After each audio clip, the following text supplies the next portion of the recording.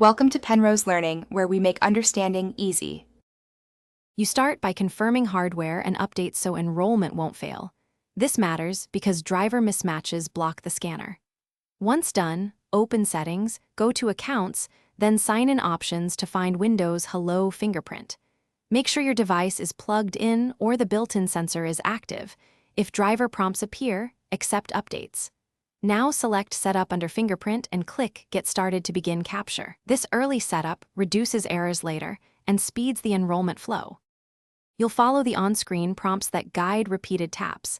This trains Windows to recognize varied touches. As you lift and reposition your finger, vary angles and pressure so the sensor captures edges and tips.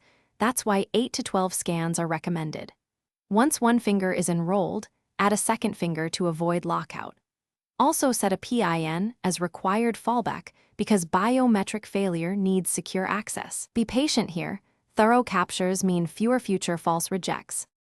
You finish by testing sign-in. Lock the PC and use the fingerprint to unlock, then make sure fingerprint sign-in is enabled. If the reader fails, check Device Manager and update or reinstall the biometric driver because drivers often cause recognition issues.